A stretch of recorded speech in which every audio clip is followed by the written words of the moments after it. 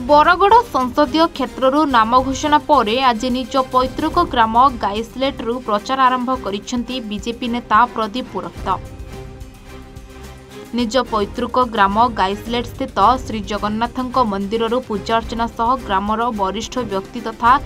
गाँ माटी को मुंडिया मारी लोकों ठारू विजयश्री आशीर्वाद मागिथिले प्रदीप पुरोहित। यापर निज पूर्वजों घर को जाई घरर इष्ट देवादेवी को प्रणाम करी आशीर्वाद नहीं परिवार वर्गों को घर को जाई मध्य आशीर्वाद नहीं। से जगन्नाथ मंदिर ग्रामर इष्टदेवी माँ बहल तेलिएन राधाकृष्ण मंदिर बजरंग मंदिर जाई दर्शन करने पर कलंगापाली स्थित माँ पाटणेश्वरी मंदिर को मध्य जाई दर्शन करथिले। यापर साहू कल्याण मंडप ठारे बीजेपी जिला उपसभापति प्रवीण कुमार साहू सभापतित्व में अनुष्ठित सभा को संबोधित करथिले। सेठारे कलंगापाली गौंतिया महेंद्र साहू जिला परिषद झरणा पाणिग्राही बीजेपुर विधानसभा संयोजक मदन दीप विपिन बिहारी साहू आनंद मटारी अनिल बाग रितेश पंडा बीजेपी तरफ संबर्धना देथिले। निज गाँव को बीजेपी सांसद प्रतिनिधि पुना पुरोहित भाई आसतु प्रतिक्रिया ना आज्ञा आपण आपण गाँव को आए गाँव में केमी माहौल केमती अच्छे लोक कौन कहते देखो विश्वर सर्वबृहत राजनीतिक संगठन एवं दुनियार सबुठ जनप्रिय नेता नरेंद्र मोदी पार्टी भारतीय जनता पार्टी बरगड़ लोकसभा मु प्रार्थी होती जो दिन मो नाम घोषणा है से दिन मु प्रथम मन भितर भावी नेली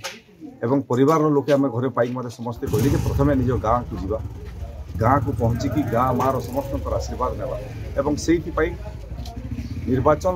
प्रचार करने पूर्व मो निज गाँ माटी जन्म माटी गाइसलेट को आसी आम गाँव में उपस्थित अच्छा गाइसलेट जड़े बासिंदा आसतु पचार बुझा से कौन कहते आपण गाँव जड़े पुओ घर पुओ ये सांसद प्रार्थी कौन कहे आम ये अंचलवासी बहुत खुशी जे ये अंचल रे आज प्रथम करके आम गोटे भारतीय जनता पार्टी गोटे जातीय दल जड़े सदस्य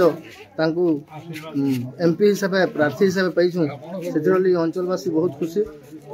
आमर ये अंचल आन से आमर ये गाइसलेट से पूर्वज जन्म करथिले आमर परिवार आन से आम बहुत खुशी। आम गाँव में अच्छा भारतीय जनता पार्टी जड़े कार्यकर्ता आसतु प्रतिक्रिया ना कौन कहे आम गाइसलेट माटीर गोटे सुयोग्य संतान को से दिल्ली दरबार रे स्थापित करने मनोनीत करिथिबारु मु बहुत अशेष अशेष धन्यवाद दउछि। आम गाइसलेट बासी संकल्पबद्ध गाइसलेट अंचल रो आम पूर्ण मात्रा रे धन मन तन देगिरी सहयोग करमु। गाइसलेट रो विनायक प्रसाद गुरु रिपोर्ट A1 ओडिशा।